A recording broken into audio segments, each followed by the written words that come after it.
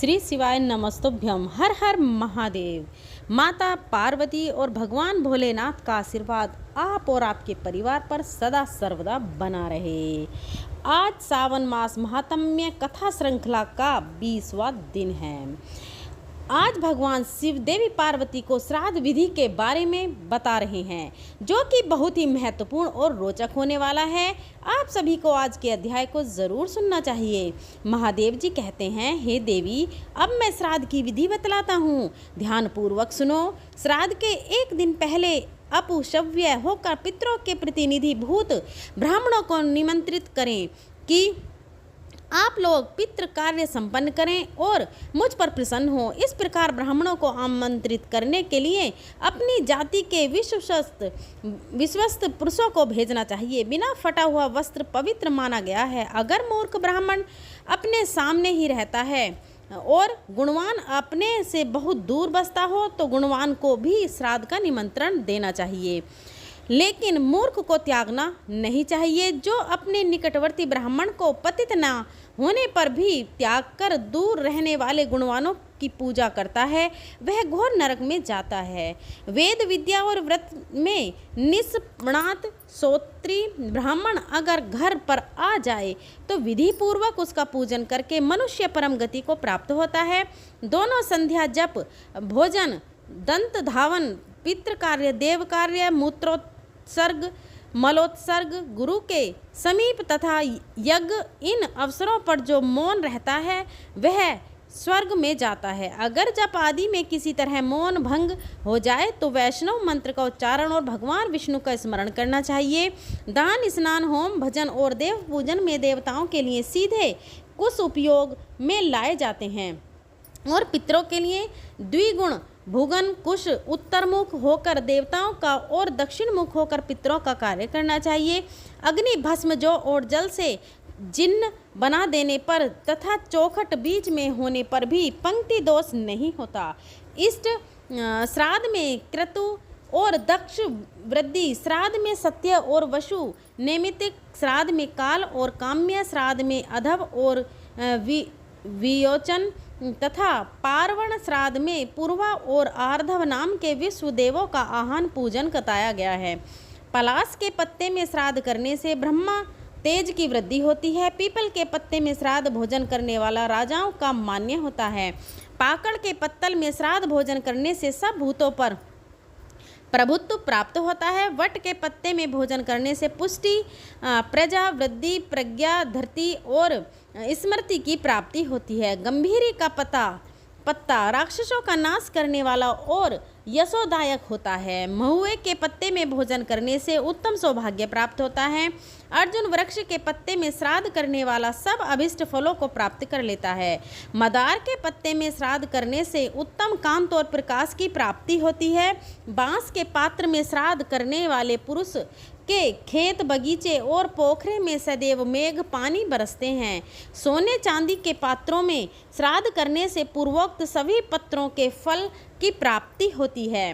Palash, Arjun, what, Pakur, people, कटाए, गुलर, bill और चंदन यह यज्ञ संबंधी वृक्ष हैं। सरल, देवदार, साखू, खैर यह वृक्ष समिधा के लिए उपयुक्त हैं। सलेस, मातक, नक्तमाल, केथ, सेमल, नींबू और बहेड़ा यह वृक्ष श्राद्ध कर्म में निंदित हैं। इन वृक्षों का प्रयोग कभी भी नहीं करना चाहिए जहाँ अनिष्ट शब्द सुनाई पड़ते हों, जो बहुत रूखी और जीव जंतुओं से भरी हुई हो तथा जहाँ दुर्गंध फैल रही हो, ऐसी भूमि को श्राद्ध कर्म में सदा त्याग दें। अंग, बंग, कलिंग, सिंधु का उत्तर तट तथा जहाँ आश्रम धर्म और वर्ण धर्म नष्ट हो गए हों, ऐसे देश यत्न पूर्वक श्राद्ध कर्म में त्याग देने योग्य हैं। देवी, ब्राह्मण, सतयुग, क्षत्रिय, नेता, वैश्य, द्वापर और श्रद्र कलयुग माना गया है। विद्वान पुरुष शुक्ल पक्ष के पूर्वाहन और कृष्ण पक्ष के अपहरण में श्राद्ध करें। पितृकर्म में रत्नी बराबर कुश श्रेष्ठ माने गए हैं। और रत्नी कहते हैं कोहनी से लेकर कनिष्ठ का उंगली तक के माप को मूल के पास से कटे हुए कुश वेदी पर आस्तरण करने के लिए उत्तम होते हैं। इसी प्रकार से सात तिन्नी और दुर्वा भी श्रेष्ठ माने गए हैं। कुश सदैव पवित्र तथा श्राद्ध कर्म में आदरणीय हैं। ऐश्वर्य की इच्छा रखने वाले पुरुष को उन कुशों पर भी पिंड दान करना चाहिए। ब्राह्मणों को श्राद्ध पूर्वक गर्मा गर्म अन्न भोजन कराना चाहिए। फल फूल और पेय पदार्थों के ठंडा ही दें।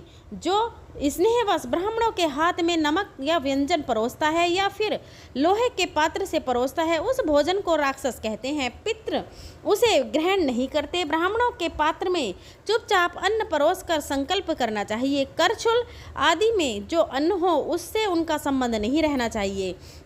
जो ब्राह्मण सुअर की तरह पात्र में मुंह लगाकर चप करते हुए खाता है अथवा जो हाथ में ही भोजन रखकर उसी में मुंह लगाता है तथा जो भोजन के समय बातचीत करता है, उसके खाए हुए अन्न को भी पितर ग्रहण नहीं करते। 2 वर्ष के बछड़े के मुख में जो सुखपूर्वक समा सके उतने ही बड़े पिंड बनाने चाहिए, ऐसा व्यास जी का कहना है। स्त्री श्राद्ध के पात्र को ना हटाए। ज्ञानहीन तथा व्रत रहित पुरुष भी भोजन पात्र को ना हटाए। स्वयं पुत्र ही आकर पिता के श्राद्ध में उच्छिष्ट पात्रों को उठाए। उच्छिष्ट यानी कि जो बचा हुआ भोजन है उनके पात्रों को 3 पिंडों में से एक को तो जल में डुबो दे, दूसरा पत्नी को दे और तीसरे को अग्नि में होम कर दे।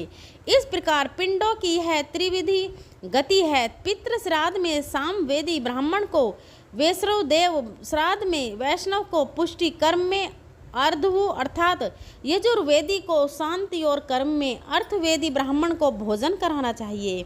देव श्राद्ध में 2 अर्थवेदी ब्राह्मणों को पूर्व दिशा की ओर मुंह करके बैठाना चाहिए और पितृ श्राद्ध में ऋग्वेदी, यजुर्वेदी तथा सामवेदी इन 3 ब्राह्मणों को उत्तर दिशा की ओर मुंह करके बिठाना चाहिए।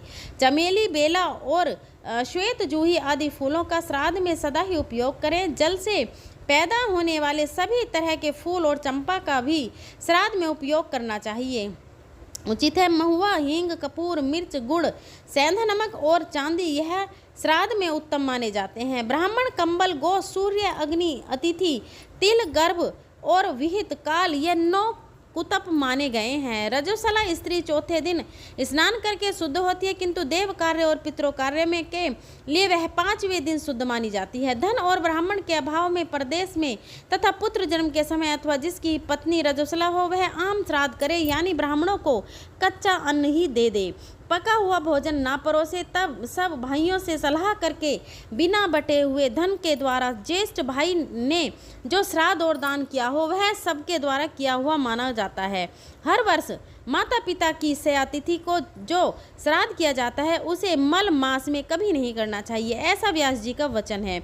गर्भ में ऋण देने के व्यवहार में, प्रेत कर्म में, मृत्यु में, मासिक श्राद्ध में तथा वार्षिक श्राद्ध में मल मास की गणना कभी नहीं की जाती। विवाह आदि के अवसरों पर सौर मास, यज्ञ आदि में सावन मास तथा वार्षिक श्राद्ध और पितृ कार्य में चांद्र मास उत्तम माना गया है। जिस राशि पर सूर्य के स्थित रहते समय ब्राह्मण, क्षत्रिय और वैश्य की मृत्यु हो जाती है उसी राशि में मृत्यु तिथि को पितृ करना चाहिए।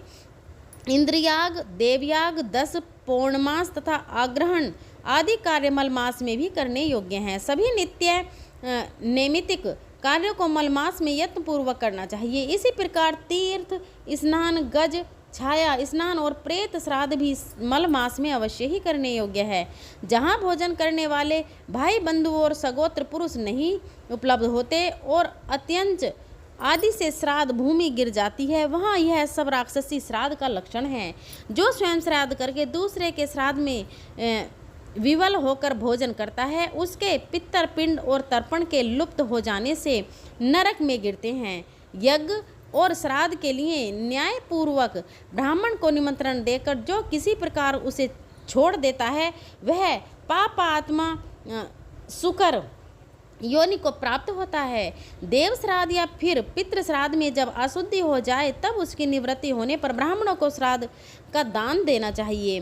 श्राद्ध की समाप्ति होने पर ब्राह्मणों से आशीर्वाद लेना चाहिए, इससे दीर्घायु की प्राप्ति होती है। पहले ब्राह्मण के हाथ में जल लेकर इस प्रकार प्रार्थना करें कि देवता जल के भीतर निवास करते हैं, सब कुछ जल में ही प्रतिष्ठित है, ब्राह्मण के हाथ में रखा हुआ जल हमारे लिए कल्याणकारी हो। इस प्रकार प्रार्थना करने के बाद ब्राह्मण के हाथ में फूल देकर इस प्रकार प्रार्थना करें। लक्ष्मी जी फूलों में निवास करती है, लक्ष्मी जी कमल में निवास करती है और लक्ष्मी जी चंद्रमा में वास करती है और मेरा मन सदा प्रसन्न रहे। इसके बाद ब्राह्मण के हाथ में अक्षत देकर प्रार्थना करें कि मेरा पुण्य अक्षय हो, मुझे शांति, पुष्टि और धृति प्राप्त हो, लोक में जो कल्याणकारी वस्तुएं हैं वे सदा मुझे मिलती रहें। इसके बाद ब्राह्मण को दक्षिणा देकर प्रार्थना करें कि हमारे द्वारा दी गई दक्षिणा सर्वत्र रक्षा करे और हमारे पास दान करने के लिए बहुत सामग्री हो। इन सभी प्रार्थनाओं को उत्तर में ब्राह्मण एवं स्तु कहकर उन सभी को स्वीकार करें और यजमान मस्तक झुकाकर ब्राह्मण के आशीर्वाद को शिरोद्वार्य करें। भोग की इच्छा रखने वाला पुरुष पिंड को सदा अग्नि में डाले। संतान की प्राप्ति के लिए मध्यम पिंड मंत्रोच्चारण पूर्वक पत्नी को दें। उत्तम कांत की इच्छा हो तो सदा गौओं को ही पिंड खिला दें। अगर प्रज्ञा, यश और कीर्ति की इच्छा हो तो सदा पिंड को जल में ही डाल दें। दीर्घायु की चाह हो तो सब पिंड गौओं को खिला दें। कार्तिकेय जी के लोक में जाने की इच्छा हो तो मुर्गे को खिलाएं या दक्षिण दिशा की ओर मुंह करके सब पिंड आकाश में ही फेंक दें, क्योंकि आकाश और दक्षिण दिशा पितरों के स्थान माने जाते हैं। चंद्र ग्रहण के सिवा और कभी रात में श्राद्ध कभी ना करें। चंद्र ग्रहण और दर्शन होने पर शीघ्र ही सर्वस्व लगाकर भी रात में श्राद्ध करें। ग्रहण के समय श्राद्ध ना करें, करने वाला कष्ट पाता है। जो श्राद्ध करता है वह अपने पाप से उसी प्रकार तर जाता है जैसे जहाज समुद्र के पार होता है।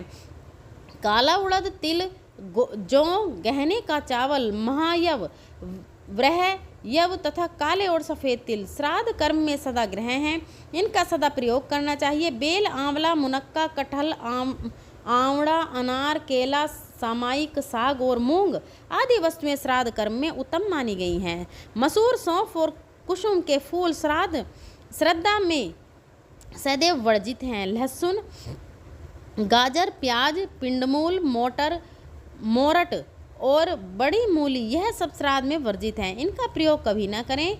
इनके संपर्क से श्राद्ध व्यर्थ हो जाता है और दाता नरक में पड़ता है। प्रातः काल से लेकर संध्या का 15 मुहूर्त होते हैं, उनमें 3 मुहूर्त का प्रातः काल, फिर 3 मुहूर्त का संगम काल, उसके बाद 3 मुहूर्त का मध्याह्न काल, फिर उतना ही अपराह्न काल तथा शेष 3 मुहूर्त का सायंकाल माना जाता है। यही 5वां दिनांश है। प्रातः काल से लेकर रोहिणी तक मनुष्य श्राद्ध करे, रोहिणी मुहूर्त का उल्लंघन ना करे।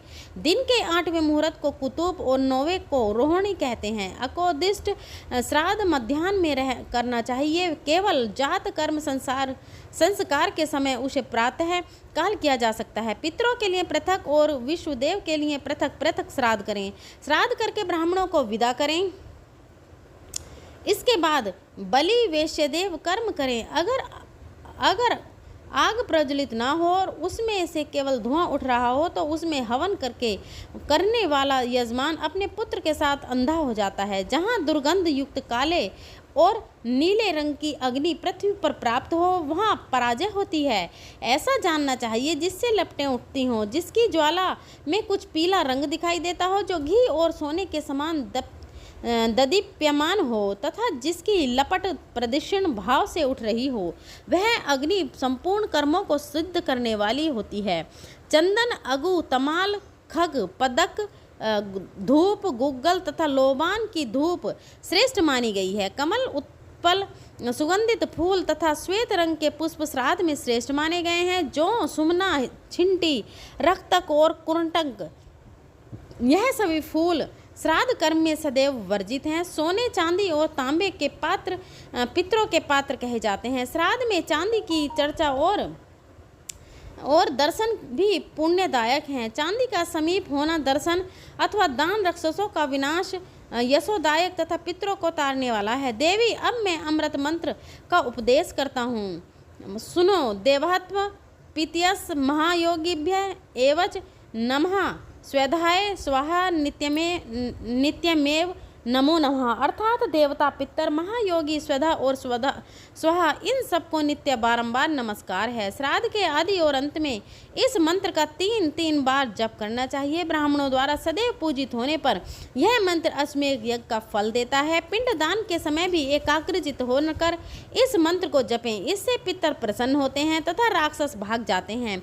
अब मैं सप्तचिर्स स्तोत्र कहता हूँ, जो मूर्ति रहित और मूर्तिमान है, जिनका तेज सब और उद्दीप्त है और जो सर्वत्र व्यापक और दिव्य दृष्टि वाले हैं, उन पुत्रों को मैं सदा नमस्कार करता हूँ, जो इंद्र आदि देवताओं तथा दक्ष और कश्यप के भी नेता हैं और सप्त ऋषियों तथा पितरों के भी नायक हैं। सबकी अभिलाषा पूर्ण करने वाले उन पितरों को मैं नमस्कार करता हूँ, जो मनु आदि सब मनुष्य तथा सूर्य और चंद्रमा के भी मान्य पितर हैं। उन सबको मैं हाथ जोड़कर प्रणाम करता हूँ, जो नक्षत्रों, ग्रहों, वायु, अग्नि, आकाश और पृथ्वी के भी पिता हैं। उन सबको मैं हाथ जोड़कर नमस्कार करता हूँ। सातों लोकों में रहने वाले सातों पितरों को नमस्कार है। योग दृष्टि वाले स्वयंभू ब्रह्मा जी को नमस्कार करते हैं। यह सप्तच स्तोत्र ब्रह्मा ऋषि गणों से पूजित परम पवित्र तथा समस्त राक्षसों का विनाशक है। इस प्रकार है, हे देवी, इस स्तोत्र का 3 बार जप करें। जो श्रद्धालु जितेंद्रिय तथा एकाग्रचित होकर बड़ी श्रद्धा के साथ प्रतिदिन इस सप्तचिंस स्तोत्र का जप करता है, वह 7 समुद्रों वाली पृथ्वी का एकमात्र राजा होता है। जो इस श्राद्ध कल्प का नित्य पाठ करता है, वह पंक्ति पावन है, वही 18 विद्याओं का पारंगत विद्वान माना गया है। पितर लोग प्रसन्न होकर मनुष्यों को प्रज्ञा, पुष्टि, स्मृति, मेधा, राज्य तथा आरोग्य प्रदान करते हैं। हे देवी, इस प्रकार शरीर, सरस्वती और समुद्र के संगम पर मनुष्य को विधि पूर्वक श्राद्ध करना चाहिए। जय भोलेनाथ। आज की कथा में बस इतना ही। अब सुनिए शिव चालीसा का पाठ और शिव जी की आरती। जय गणेश गिरिजा सुवन मंगल मूल सुजान, कहत अयोध्या दास तुम देव अभय वरदान। जय गिरिजापति दीन दयाला, सदा करत संतन प्रतिपाला। भाल चंद्रमा सोहत नीके, कानन कुंडल नाग फनीके। अंग गोर सिर गंग बहाए, मुंड माल तन छार लगाए। वस्त्र खाल बाघंबर सोहे, छवि को देखी नाग मन मोहे। मैं न मातु की हवे दुलारी, वाम अंग सोहत छवि न्यारी। कर त्रिशूल सोहत छवि भारी, करत सदा शत्रुंजयकारी। नंदी गणेश सोहे तम कैसे, सागर मध्य कमल हैं जैसे। कार्तिक श्याम और गणराऊ, या छवि को कही जाते न काऊ। देवन जब ही जाए पुकारा, तब ही दुख प्रभु आप निवारा। किया उपद्रव त्रारक भारी, देवन सब मिली तुम्ही जुहारी। तुरत सनानन आप पठायऊ, लम निमेष मम मारे गिरायऊ। आप जलंधर असुर सहारा, सुयस तुम्हारा विदित संसारा। त्रिपुरासुर सन युद्ध मचाई, सब ही कृपा कर लीन बचाई। किया तभी भागीरथ भारी, पूर्व प्रतिज्ञा तासु पुरारी। दानिन मम तुम सम कोई नाही, सेवक स्तुति करत सदाही। वेद नाम महिमा तब गाई, अखत अनादि भेद नहीं पाई। प्रकटी उदती मंथन में ज्वाला, जरत सुरासुर बहे विहाला। कीनी दया तम करी सहाई, नीलकंठ तब नाम कहाई। पूजन रामचंद्र जब कीना, जीत के लंक विभीषण दीना। सहस कमल में हो रे धारी, कीन परीक्षा तब ही पुरारी। एक कमल प्रभु राखे उजोई, कमल नयन पूजन चम सोही।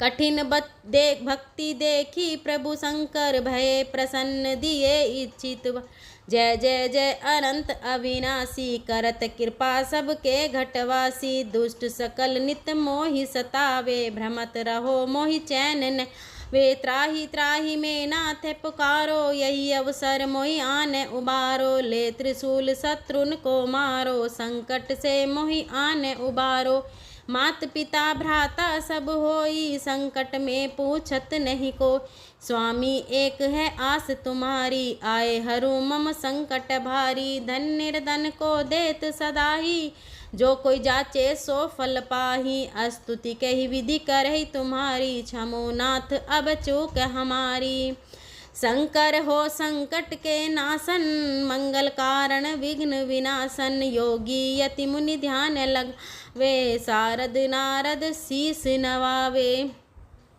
नमो नमो जय नमः शिवाय सुर ब्रह्मादिक पार न पा ये जो यह पाठ करे मन लाई तापर होत है शंभु सहाई ऋषनिया जो को ही हो अधिकारी पाठ करे सो पावन हारी पुत्रहीन कर इच्छा जोई निश्चय शिव प्रसाद ते ही होई पंडित त्रयोदशी को लावे ध्यान पूर्वक होम करावे त्रयोदशी व्रत करे हमेशा ताके तन नहीं रहे कलेसा धूप दीप नेवद चढ़ावे शंकर सम्मुख पाठ सुनावे जन्म जन्म के पाप नसावे अंत धाम शिवपुर में पावे कहे अयोध्या आस तुम्हारी जान सकल दुख हरव हमारी। नित नेम कर प्रातः ही पाठ करो चालीसा तुम मेरी मनोकामना पूर्ण करो जगदीसा। मगसर छठी हेमंत ऋतु संवत 64 जान स्तुति चालीसा शिव ही पूर्ण कीन कल्याण। चलिए अब भोलेनाथ की आरती करते हैं। ओम जय शिव ओंकारा स्वामी जय शिव ओंकारा ब्रह्मा विष्णु सदा शिव अर्धांगी धारा। ओम जय शिव ओंकारा।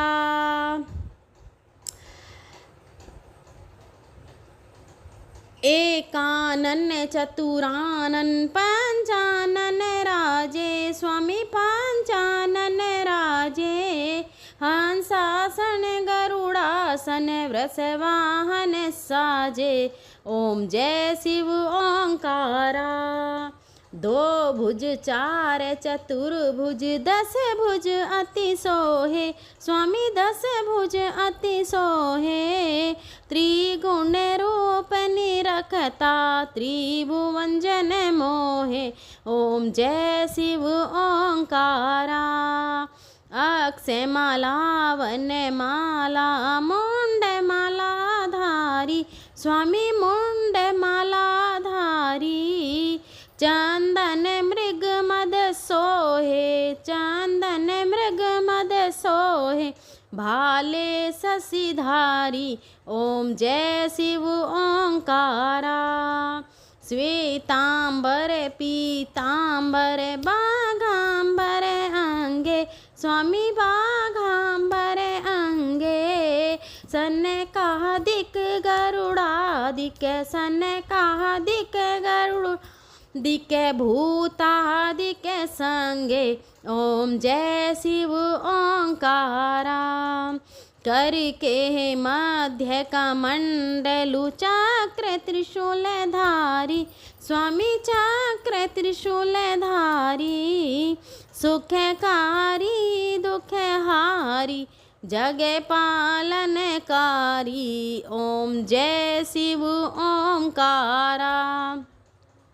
ब्रह्मा विष्णु सदा शिव जानत अविवेका स्वामी जानत अविवेका प्राणाक्षर में शोभित ये तीनों एका। ओम जय शिव ओंकारा। त्रिगुण स्वामी जी की आरती जो कोई नर गावे, स्वामी जो कोई गावे, प्रेम सहित गावे, कहते शिवानंद स्वामी, मन वांछित फल पावे। ओम जय शिव ओंकारा, स्वामी जय शिव ओंकारा, ब्रह्मा विष्णु सदा शिव अर्धांगी धारा।